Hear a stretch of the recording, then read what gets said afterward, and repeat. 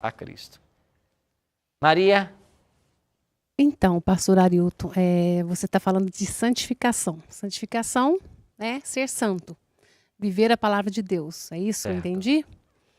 Então, aí no caso, você, né, um homem de Deus, né, um pastor, vive a palavra de Deus. Então, você se considera um santo? Claro. No sentido bíblico, essa é a questão. Quem é santo? A palavra santo na Bíblia, na sua etimologia, ela significa separado. Esse é o significado de santo na Bíblia. Então, quem é que foi separado? É alguém que vivia de acordo com as diretrizes do mundo, a algum momento ele conheceu o Evangelho e ele deixa de seguir as vãs filosofias, a corrente que o mundo apresenta, para seguir agora a palavra de Deus. Ele foi separado do mundo. Nesse sentido, é que ele é santo. É Tá. por isso que as cartas de Paulo começam assim: aos santos em Éfeso, aos santos em Filipos. Quem eram os santos que Paulo se dirigia? Os membros da igreja, que haviam aceitado a Cristo e haviam abandonado aquele mundo que eles viviam de pecado. Então, e você, então, também é uma pessoa livre do pecado? Quer dizer, você não comete pecado? Deixa eu voltar a esse slide e eu respondo sua pergunta. Aqui, nós somos livres da culpa do pecado. Não precisamos mais morrer, porque Jesus morreu por nós. Fomos justificados. Aqui, nós estamos sendo salvos do poder do pecado. Só que nós só seremos salvos da presença dele na glorificação. Então, ainda que nós estejamos salvos, nós estamos sendo libertos do poder do pecado. E enquanto eu estou ligado a Cristo, que é a videira, eu estou liberto do poder. Agora, a Bíblia também diz assim: o pecado jaz à porta, a ti convém resistir a ele.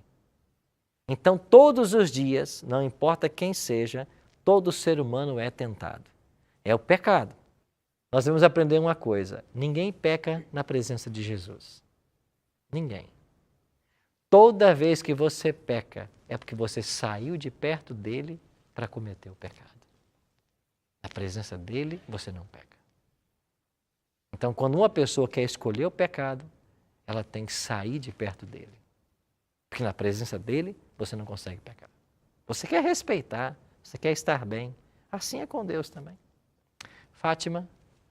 E quem peca e não se sente perdoado, não consegue se livrar daquela culpa, no caso do primeiro slide ali que o senhor passou, Aham. pastor.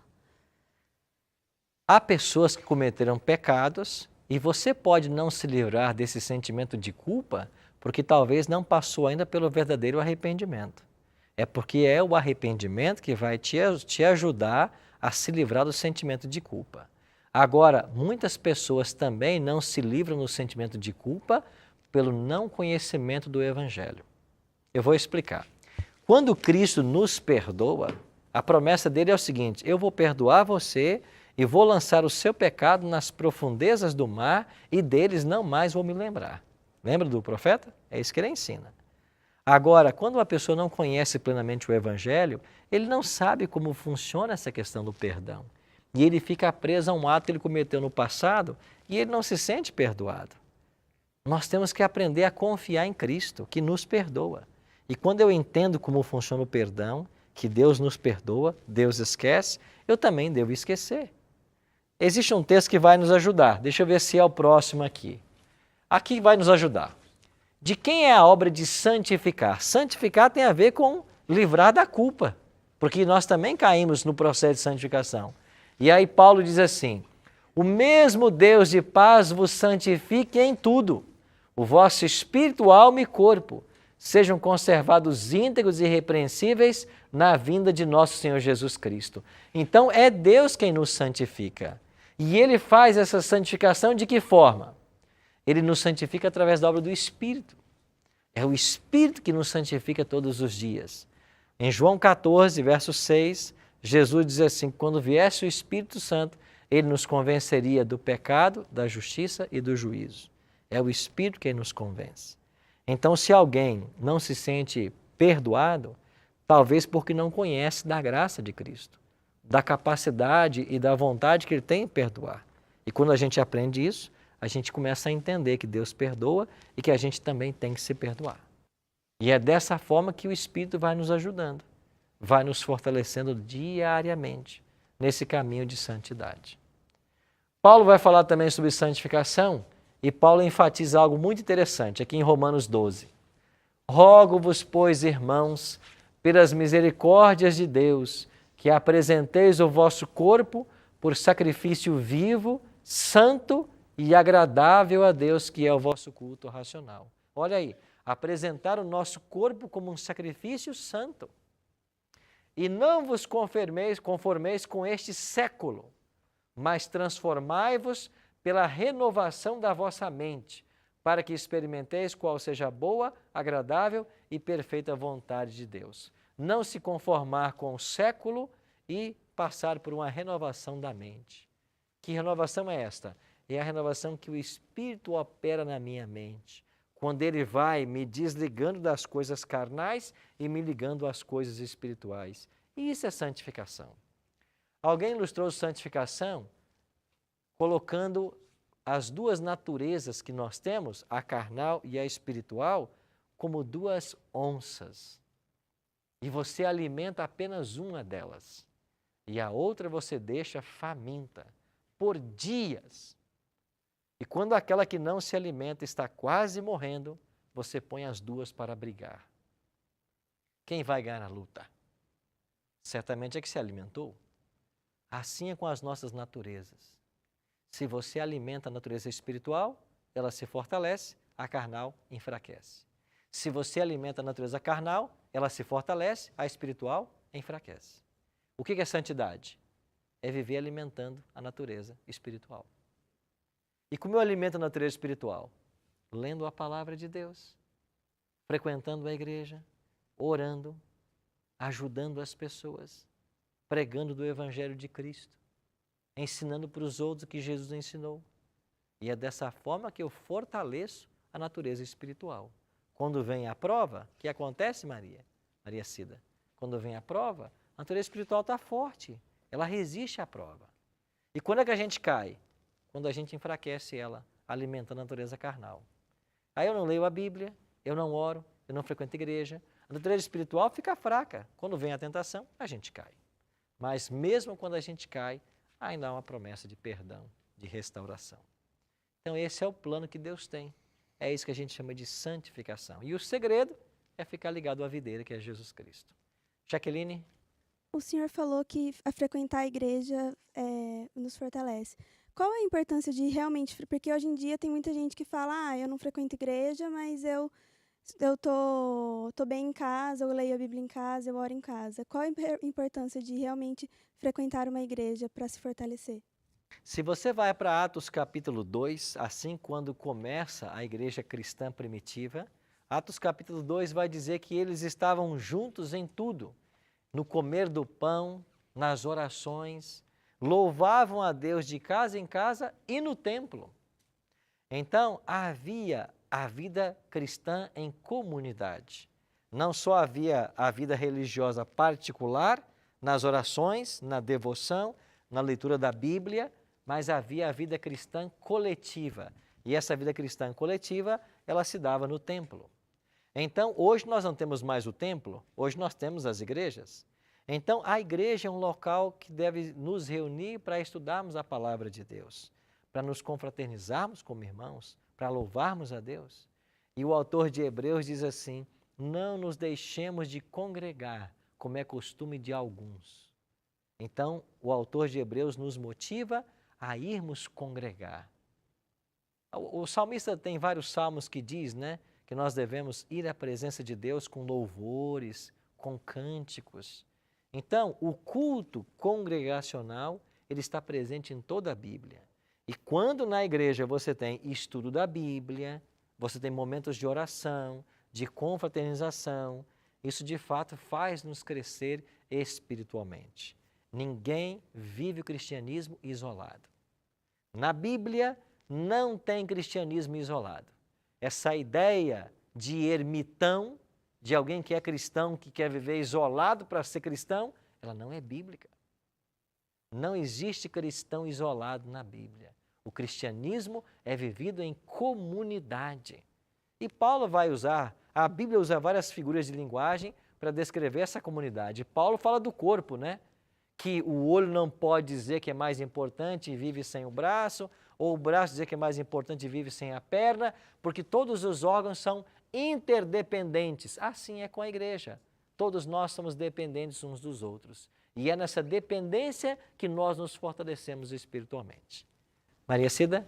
Então, é uma dúvida, assim, é que você disse assim, até quando a Vanessa, né, falou sobre a questão do pai, que ela perdeu o pai muito novo, então ela acha que ele não teve a salvação, não é isso, Vanessa? Então, assim, aí você falou que Deus não vai cobrar de alguém que não conheceu. Ele vai ser julgado pela luz que Pela luz que ele teve. Então, uma pessoa, né, que comete um pecado, no caso, a gente está aqui, né, essas semanas, aí eu não trato bem minha colega, eu estou sempre assim ignorando, fazendo ela ficar com a autoestima baixa, então isso para mim é pecado. Claro. Mas eu não tenho consciência disso. Ok. Então isso para mim não seria um pecado? É pecado, mas você vai ser perdoado por isso, por não saber que era pecado. Na língua grega, o apóstolo Paulo usa dois termos, áfesis e páresis. São palavras que o apóstolo Paulo usa. Uma delas significa perdoar, a outra significa ignorar. Deus perdoa e Deus ignora. Deus perdoa quando você sabe que é pecado e pede perdão. Deus ignora quando você pratica sem saber que estava errando. Deus ignora isso. Qual é o conselho que o apóstolo Pedro nos dá a respeito da santificação? Pedro diz assim: antes, crescei na graça e no conhecimento do nosso Senhor e Salvador Jesus Cristo. A Ele seja a glória tanto agora como no dia eterno. Percebam as palavras que o apóstolo está usando. Antes, crescei na graça e no conhecimento. Você não pode ser o mesmo crente que você era há 10 anos atrás, há 5 anos atrás. Você tem que crescer na graça e no conhecimento. O que é crescer na graça? É esse aprofundamento religioso. O que é crescer no conhecimento? É o que nós estamos fazendo. É abrir a Bíblia, é ler, é descobrir, saber o que é certo e o que é errado. Isso é crescer no conhecimento. Nós não podemos parar de crescer no conhecimento, porque crescer em conhecimento e em graça é parte do processo da santificação. Então, o convite para nós hoje é: você está disposto a tomar a decisão de se relacionar com Cristo diariamente através da oração e do estudo da Bíblia? Está disposto você a abrir o seu coração à influência do Espírito e permitir que Ele te transforme à imagem de Cristo? Isso é santificação. Então, o que é ser santo? Não é nunca cometer pecados, mas é buscar ser semelhante a Ele. É buscar levar uma vida de obediência, em conformidade com a palavra dEle. E isso só é possível por uma vida de comunhão, ilustrado por Cristo na figura da figueira. Eu sou a figueira, vocês são os ramos. Então disse Jesus: se vocês ficarem ligados a mim, o verbo lá é permanecer, né? Se vocês permanecerem em mim, vocês darão muito fruto. Agora veja, você se encontra com um cristão que, como a Maria Aparecida tinha mencionado o caso, trata mal as pessoas, vive criticando, menosprezando, fazendo mal ao próximo, ofendendo, mentindo. Esse cristão está conectado com a videira? Não. Agora você encontra uma pessoa amável, bondosa, que se interessa pelo bem-estar de todos, que compadece daqueles que sofrem, que procura ajudar. Estas boas obras podem estar evidenciando que essa pessoa tem uma relação com Jesus Cristo, uma comunhão com Ele. E é por causa disso que essas coisas estão sendo produzidas. E eu volto ao último ponto aqui. Estão lembrados de quando eu falei de que a justificação é suficiente para a minha salvação? Porque Cristo me perdoou. Daí vem os frutos do Espírito. Agora, se eu não fico perto dele e quiser praticar boas obras, eu até consigo, Mas que valor elas terão? Nenhum. Sabe por quê? Porque até as nossas boas obras separadas de Cristo, elas são más obras. E infelizmente há uma linha do cristianismo na atualidade que te ensina a alcançar a salvação praticando boas obras. E este não é o plano de Deus. No plano de Deus existem boas obras, mas elas não são o caminho para a salvação. Elas são o resultado da salvação. Então, quem pratica a boa obra esperando ser salvo, está tentando o impossível. Agora, quem é salvo por Cristo depois de uma entrega, naturalmente ele vai praticar as boas obras. E essas boas obras, na vida dele, são até inconscientes. Por quê? Porque ele não está planejando praticar boas obras para ser salvo. Mas como ele foi salvo, ele pratica as boas obras. É de forma inconsciente. Eu não sei se você aprendeu na sua igreja de que você tinha que praticar algum tipo de obra para então ser salvo. Hoje, a palavra de Deus se revela para você e te mostra de que nós não conseguimos praticar boas obras para ser salvos, mas que aquele que é salvo por Jesus Cristo naturalmente pratica as boas obras. Então, as boas obras fazem parte do plano de Deus, não como um caminho para a salvação, mas como um resultado da salvação. E elas não têm valor para a salvação dele, porque a nossa salvação ela depende exclusivamente da graça de Jesus. Aprendemos também de que nós fomos salvos no passado, mas somos salvos no presente, no processo de santificação. E seremos salvos na glorificação, que só se dará quando Jesus voltar a essa terra. Por isso, o convite para você e para todos nós hoje é: vamos viver uma vida de santidade. E santidade não significa impecabilidade. Quando nós cairmos, nós temos que clamar a Cristo para que Ele nos erga e nos fortaleça para cada vez mais vivermos na presença dEle. Se inscreve no canal, deixa o like e ativa o sininho. Até a próxima!